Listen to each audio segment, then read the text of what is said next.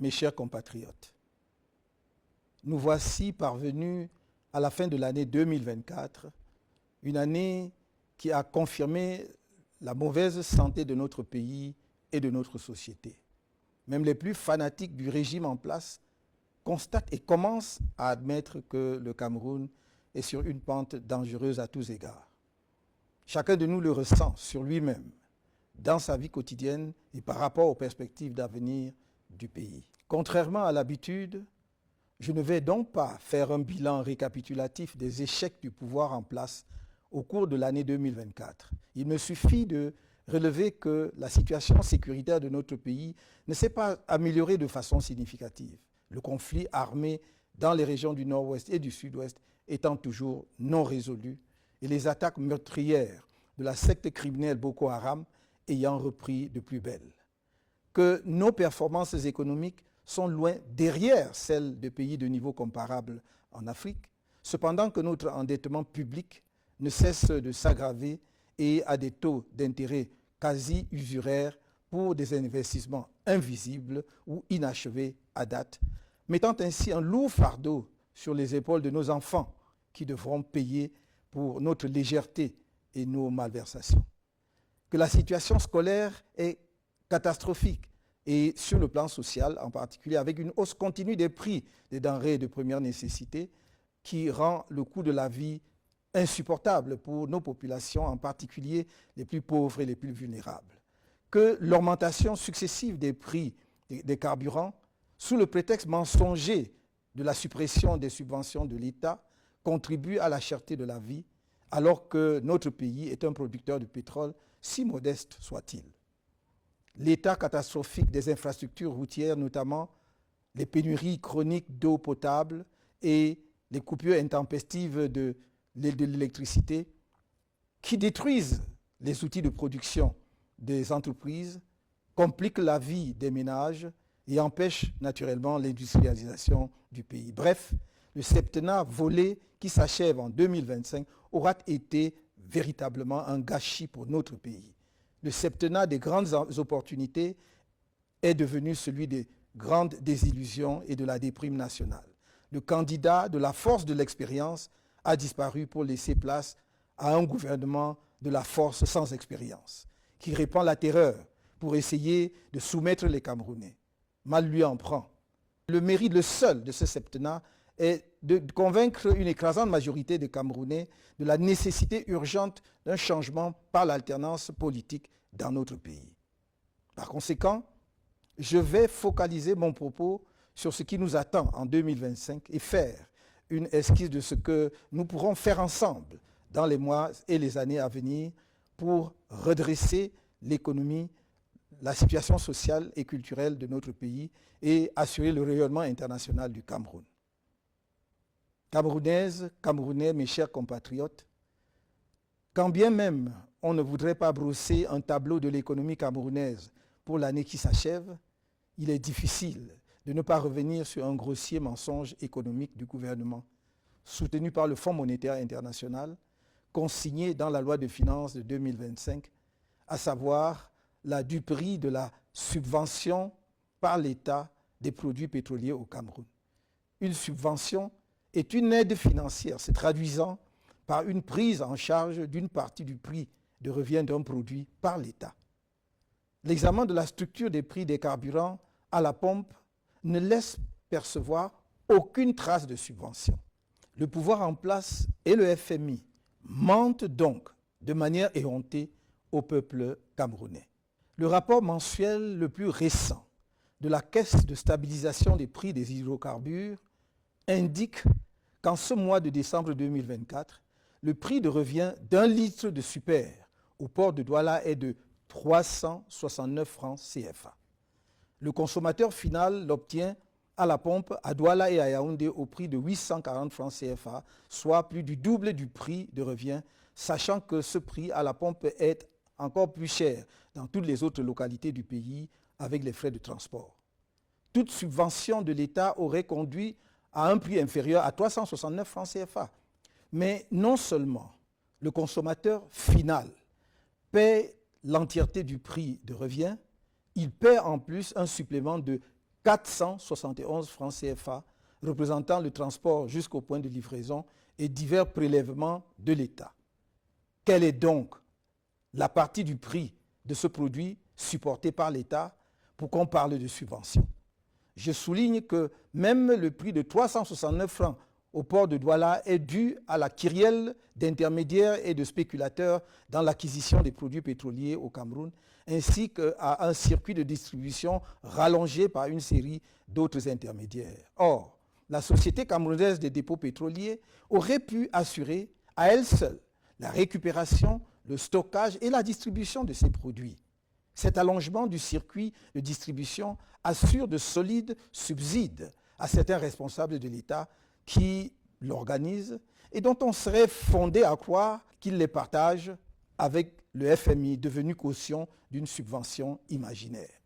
Je rappelle que le Nigeria voisin, qui a supprimé les subventions sur les carburants, se retrouve en décembre 2024 avec un prix à la pompe de 0,751 $ des États-Unis, soit environ 470 francs CFA le litre, suite à une hausse des prix de 15% sur son marché. La Libye, qui subventionne les produits pétroliers, pratique un prix de 0,031 $ des États-Unis, soit 19,36 francs CFA le litre de super sur la même période. On comprend dès lors que toutes les demandes du MRC pour un échange devant permettre d'expliquer la subvention dont parle le gouvernement du Cameroun et le FMI soient restées lettres mortes.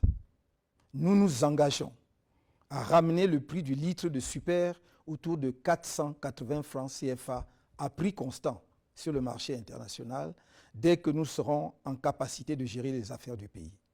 Le surplus prélevé sur le prix de revient par litre permettra de réaliser dans les plus brefs délais une raffinerie de dernière génération dont la mise en marche permettra de baisser davantage les prix pour les situer dans la moyenne des prix de production des pays transformateurs de pétrole. La mauvaise gestion des finances publiques et des ressources du pays a conduit à une fuite dans un endettement que certains prétendus analystes qualifient de modéré, voire faible, alors qu'il s'agit d'une dette essentiellement toxique, car notre pays est rendu à un point où il doit recourir à de nouveaux emprunts pour régler les anciens. Cela est très frappant lorsque l'on considère la zone franc dans son ensemble. Le Cameroun y apparaît comme le pays le plus endetté auprès de la Chine et de la France, devant des pays qui, a priori, se classent devant lui en matière de dette sur la scène continentale. Nous ne pouvons ralentir le rythme de notre endettement qu'en nous mettant résolument au travail et en imposant aux structures publiques un niveau de dépenses à la mesure des moyens du pays. C'est pourquoi nous nous engageons notamment à réduire drastiquement le train de vie de l'État, à accroître substantiellement la production dans tous les secteurs de l'activité économique nationale et à accélérer l'industrialisation du pays afin de devenir une économie fortement exportatrice et de redresser la balance commerciale, à instaurer la bonne gouvernance en étant intraitable sur la corruption et les détournements des fonds publics, à l'amélioration significative du pouvoir d'achat afin de booster la consommation et stimuler en même temps la production locale, source de croissance économique, à mobiliser effectivement les recettes de l'exploitation des nombreuses ressources naturelles de notre pays au profit du développement national. Le récent rapport de la Chambre des comptes de la Cour suprême du Cameroun sur l'exécution de la loi des finances 2023 laisse pantois devant le niveau de pillage de la fortune publique par les personnels de l'État et leurs complices. Quand on y découvre, par exemple, qu'en un an, l'État aurait prélevé les ridicules sommes de 8 000 francs CFA sur le conditionnement du bois et de 18 430 francs CFA sur les jeux de hasard. Ceci n'est qu'une indication de quelques actions économiques urgentes que nous nous engageons à mettre en œuvre pour amorcer la réforme en profondeur et la modernisation du Cameroun. notre programme de gouvernement en vue de l'élection présidentielle de 2025 sera rendu public en son temps. Dans un tout autre domaine, je voudrais qu'ensemble, avec toutes nos gloires du monde sportif, nous assurions le rayonnement international de notre pays dans les domaines des sports de haut niveau, en particulier dans ceux où le Cameroun dispose d'atouts importants. Je me limiterai ici à notre sport roi, le football. Notre objectif majeur à moyen terme est la co-organisation avec 3 pays frères, la Côte d'Ivoire, le Nigeria et le Ghana, de la Coupe du monde de football en 2038. La contribution exceptionnelle du Cameroun, tant au football africain qu'au football mondial, nous autorise une telle ambition. Nous sommes convaincus qu'en s'associant dans une telle initiative, le Cameroun, la Côte d'Ivoire, le Ghana et le Nigeria, 4 grandes nations de football africain et mondial, dotées d'infrastructures sportives de classe mondiale, auraient de bonnes chances de convaincre les instances compétentes de la FIFA de leur capacité à organiser ensemble, avec succès, un tel événement planétaire entièrement sur le sol africain après l'Afrique du Sud. Ce serait assurément un motif de grande fierté pour nos 4 pays et pour notre continent. Avec votre soutien, nous mettrons un maximum d'efforts et de ressources diplomatiques pour convaincre les uns et les autres de la pertinence d'un tel projet. D'abord la Côte d'Ivoire, qui aurait déjà manifesté l'intérêt pour l'organisation de cette grande fête du football mondial, puis le Nigeria et le Ghana, ensuite la FIFA. Camerounaises, Camerounais, mes chers compatriotes, l'année 2025 est, faut-il le rappeler, une année électorale décisive pour notre pays. Je serai candidat au scrutin présidentiel à venir. C'est assurément une mauvaise nouvelle pour ceux qui ont rêvé qu'ils pourraient garder le pouvoir ou y accéder sans affronter le peuple du changement et de l'alternance, c'est-à-dire les forces favorables à la démocratie dans notre pays. Ceux-là doivent se raviser, car par la grâce du Très-Haut, je serai candidat sans aucun doute. Le candidat porté par le MRC et les autres membres de l'APC, le candidat du peuple de la rupture avec une dictature néocoloniale. Ma candidature remplit toutes les conditions fixées par la Constitution et le Code électoral, et chacun devra en prendre acte, parce que telle est la loi. Le scrutin présidentiel à venir opposera 2 conceptions du Cameroun. D'une part, une conception passéiste et tribaliste d'un pays figé dans l'inertie, fondé sur l'arbitraire et l'exercice de la terreur contre les citoyens, gangréné par la corruption, héritière du pouvoir colonial et de ses pratiques, et au service d'une nébuleuse néocoloniale, effrayée par la modernité autant que par la diaspora camerounaise, dépourvue d'empathie et de compassion vis-à-vis des populations les plus vulnérables ou sinistrées, comme à Izeka, au mont Bankolo, dans les inondations de l'extrême nord, à Ngouaché ou à la falaise de Tchan, pour ne citer que quelques exemples récents. En tous ces lieux de douleur et de larmes, les populations espéraient en vain la présence d'un président indifférent et irrémédiablement absent.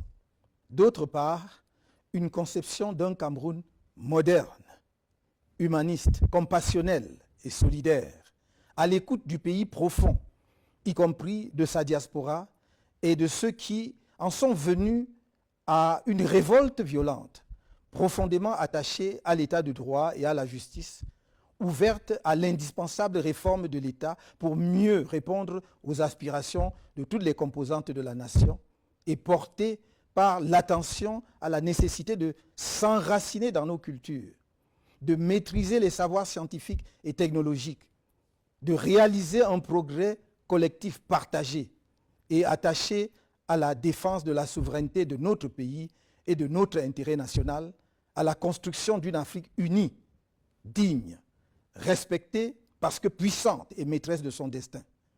Telles sont les 2 visions d'avenir de notre pays qui sont devant vous et qui doivent éclairer votre choix en 2025. Tous les efforts doivent être faits afin que nous atteignions notre objectif ultime à l'issue de ce scrutin, à savoir la victoire.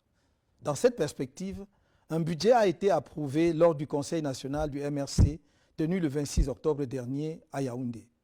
Il sera complété éventuellement par les prévisions des autres membres de l'Alliance politique pour le changement. L'élection présidentielle de 2025 n'est pas juste un scrutin comme ceux qui l'ont précédé. C'est une élection cruciale dans la vie et l'histoire de notre pays qui permettra de le relancer ou de le laisser poursuivre sa dérive dans les décennies à venir. C'est pourquoi j'en appelle à notre sursaut collectif face au candidat du pouvoir, qui qu'il soit, car le candidat du RDPC bénéficiera, comme d'habitude, des financements illimités de l'État, des grandes entreprises, des femmes et hommes d'affaires les plus riches du pays, voire du discret soutien de certains pays étrangers. La contribution de chacun au financement de notre participation digne et efficiente au scrutin à venir est donc indispensable. Nous lancerons la campagne de collecte des contributions au cours du mois de janvier. En prévision de cette opération vitale et dans un souci de transparence, nous avons écrit au ministre des Finances et au ministre de l'Administration territoriale, ainsi qu'au délégué général à la Sûreté nationale depuis le 5 novembre 2024, non seulement pour les en informer, mais aussi pour leur demander expressément de nous accompagner dans cette opération afin d'éviter toute spéculation inutile ou malveillante sur les résultats de la collecte et son utilisation. Une bonne élection, c'est d'abord une élection crédible, qui n'est possible que si les organismes en charge de l'organisation de ces élections et de l'arbitrer sont eux-mêmes crédibles. Et l'ECAM a un rôle essentiel à jouer pour garantir des élections transparentes, justes et libres et apaisées dans notre pays. L'expérience tirée de notre participation au double scrutin législatif et municipal de 2013 et plus encore de l'élection présidentielle du 7 octobre 2018 montre un arbitre de jeu électoral plutôt partisan. Une illustration récente est l'attitude de l'ECAM pendant l'année 2024, alors que les Camerounais se mobilisaient comme jamais auparavant pour les inscriptions sur les listes électorales et qu'on se serait attendu à ce que l'ECAM les y encourage avec enthousiasme. On a tous été témoins des manœuvres d'obstruction engagées en particulier par la direction générale de l'ECAM. Cette tare qui inspire à la population le sentiment que tout est joué d'avance doit être corrigé impérativement avant le prochain scrutin présidentiel. C'est l'occasion de rappeler une fois de plus que l'article 80 du Code électoral dispose, je cite, qu'à l'issue des opérations de révision et au vu des documents et données communiqués par les démembrements régionaux d'Elections Cameroun, le directeur général des élections établit et rend publique la liste électorale nationale au plus tard le 30 décembre. Fin de citation. Nous sommes aujourd'hui le 31 décembre 2024. Dans quelques heures, nous serons en 2025 et la liste électorale nationale n'est toujours pas rendue publique. Le MRC ne laissera pas une telle forfaiture sans suite légale appropriée et ne fera aucune concession sur quelque violation que ce soit du Code électoral. C'est dans cet esprit que nous avons saisi les tribunaux pour constater et sanctionner les violations de la loi portant organisation et fonctionnement du Conseil constitutionnel par certains de ses membres, dont son président. En ce qui concerne le comportement de l'ECAM et de certains acteurs techniques du processus électoral, je constate que l'ECAM a toujours du mal à appréhender son rôle d'origine, c'est-à-dire d'organe neutre, garant d'élections libres, transparentes et apaisées au Cameroun. Et l'ECAM doit se souvenir de l'histoire électorale dans notre pays et surtout pourquoi et comment on en est venu à sa création. Si les membres de cet organisme pensent seulement au décret de leur nomination et oublient leur indépendance, leur responsabilité et leur devoir impérieux vis-à-vis de la nation, ils feront courir à notre pays de graves périls engendrés par des crises électorales inutiles. S'agissant des partenaires techniques de l'ECAM, l'Allemagne, qui a souffert gravement dans son histoire des dérives totalitaires d'un régime politique et qui surmonta admirablement cette épreuve, est bien placée pour comprendre la frustration du peuple camerounais face au comportement inacceptable de certaines sociétés allemandes qui accompagnent l'organe électoral camerounais. Ces sociétés s'étaient engagées à mettre en place une biométrie électorale au Cameroun depuis plus de 10 ans et depuis lors se sont transformées en agents techniques de la fraude électorale qui permet à un candidat battu aux élections successives de se perpétuer au pouvoir dans notre pays. Cette situation inadmissible ne saurait continuer sans aucune conséquence légale. C'est l'occasion pour moi d'interpeller tous les partenaires du Cameroun et notamment ceux qui assistent financièrement à l'ECAM.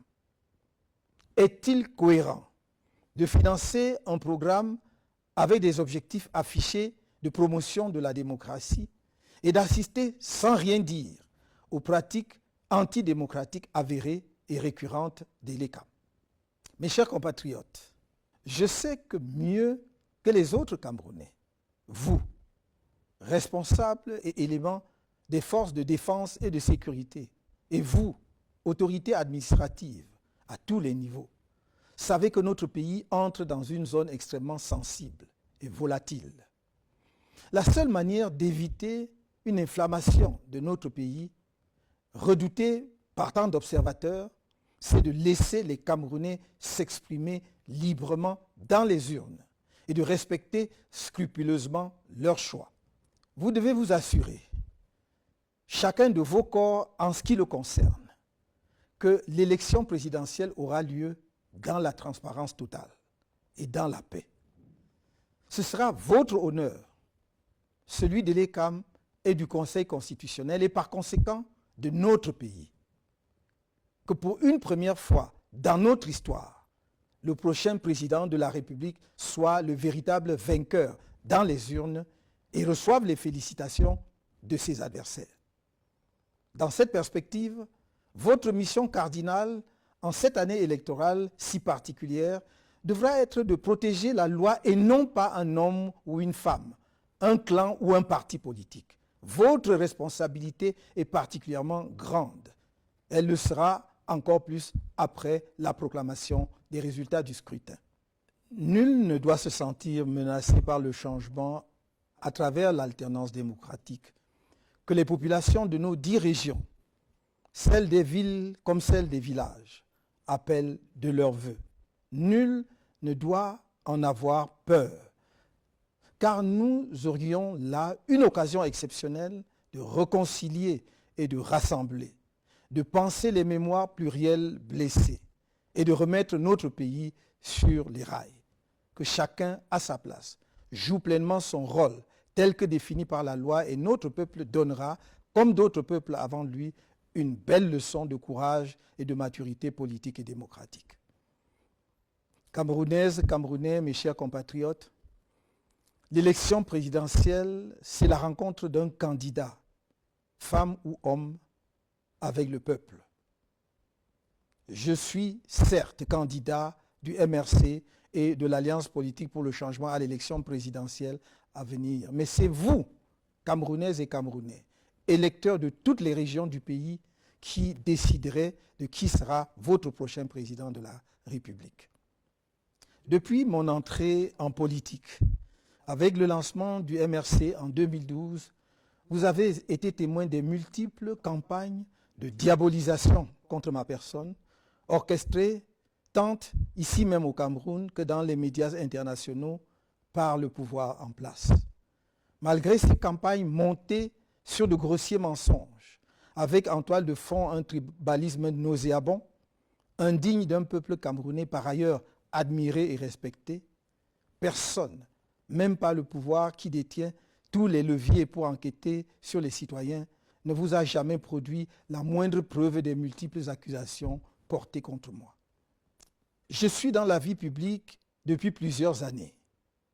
La plupart d'entre vous me connaissent un temps soit peu. Chacun de vous a eu le temps de m'observer et de pouvoir se faire une opinion factuelle de mon attachement sincère aux Camerounais de toutes les origines et de toutes les religions, ainsi que de mon engagement patriotique indéfectible pour notre cher pays. Jugez chaque personnalité publique par vous-même sur la base de ses actes et non pas sur ce qu'on vous fait croire qu'elle est. C'est la seule façon d'échapper à la manipulation, la propagande, le mensonge et d'éviter les regrets après coup qui arrivent toujours trop tard. Dans cet esprit, je lance une fois de plus, comme je n'ai cessé de le faire solennellement, au moins depuis la convention du MRC de 2017, un appel en direction de mes compatriotes du RDPC, habités par le désir du changement et de sauvetage de notre pays. Je leur redis que mes bras leur restent largement ouverts. Ma conviction profonde est qu'on ne peut pas nourrir l'ambition de construire un pays en excluant du chantier national certaines de ses filles et de ses fils pour leurs choix politiques passés.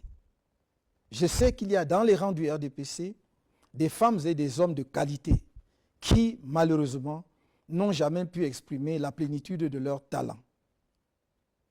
J'aurais besoin d'eux pour sortir notre pays de la misère structurelle où il a été plongé, du fait des mauvais choix politiques faits au sommet de l'État depuis 42 ans.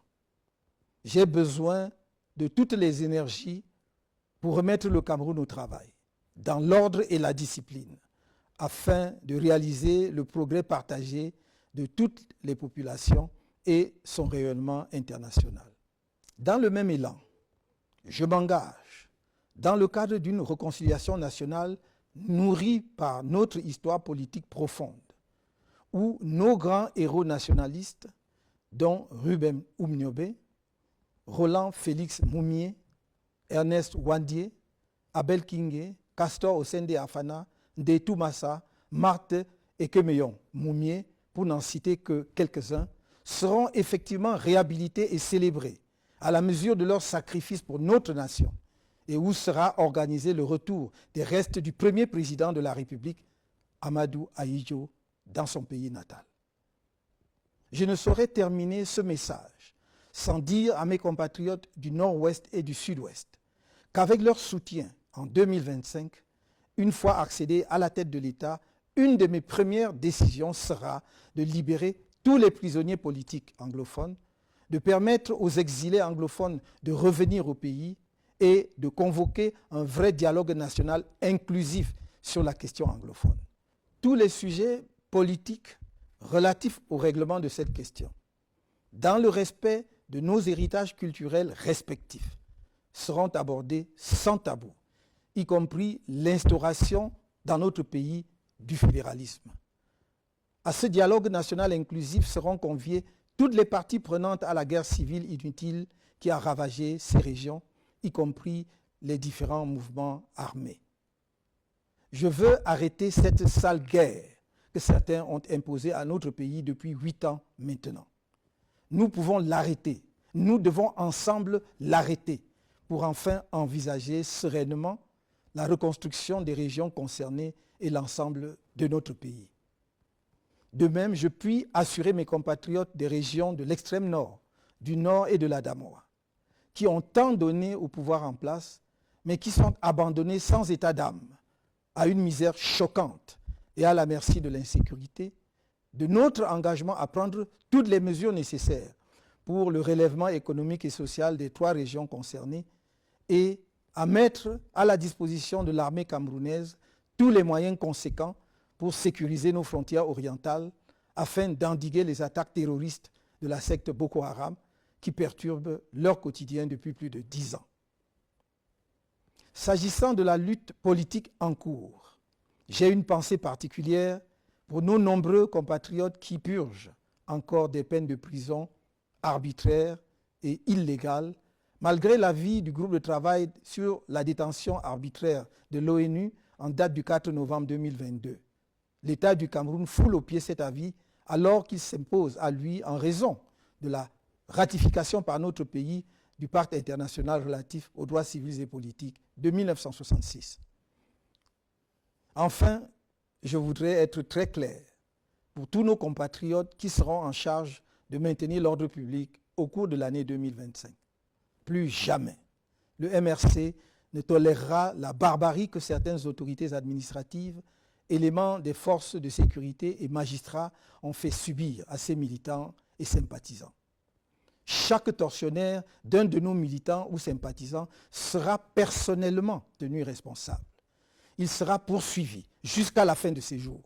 À toute fin utile, je rappelle aux uns et aux autres que la torture est un crime imprescriptible et qu'en tant que crime contre l'humanité, il peut faire l'objet de poursuites devant des tribunaux étrangers.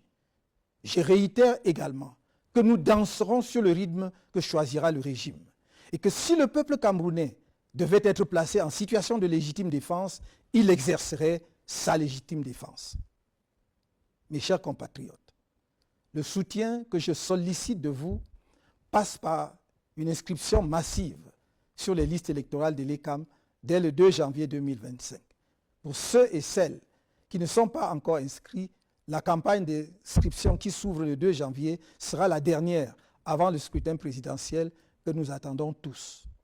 Mesdames et messieurs, les acteurs politiques et de la société civile, étudiants, universitaires, intellectuels, femmes et hommes des arts, leaders religieux de tous bords, autorités traditionnelles, nous avons rendez-vous avec l'histoire dans quelques mois, à un moment où notre pays, le Cameroun, est à la croisée des chemins. Nous n'avons pas le droit de manquer ce rendez-vous. Nos désaccords et autres petites querelles habituelles doivent être tus devant l'enjeu politique qui se joue autour du scrutin présidentiel à venir. C'est pourquoi j'appelle à un grand rassemblement pour un sursaut national en 2025, par les urnes et dans la paix. N'ayez pas peur. Je le répète, n'ayez pas peur. L'agitation, la gesticulation, les provocations et menaces incessantes que vous entendez sont les derniers soubresauts de quelques extrémistes d'un régime qui a fait trop de mal à notre pays et qui sait lui-même qu'il est au bout de sa course. Ne vous laissez ni distraire, ni impressionner. Ces extrémistes du régime ont beau déployer le spectre de la terreur et du chaos, ils ne triompheront pas face au peuple camerounais debout. L'avenir nous tend les bras, saisissons-les. Bonne et heureuse année 2025, dans la douceur d'un Cameroun porté par le souffle de l'espoir. Je ne vous trahirai pas. Que Dieu élève notre pays. Info du continent vous souhaite également une bonne année 2025 et n'oubliez pas de vous inscrire sur les listes électorales.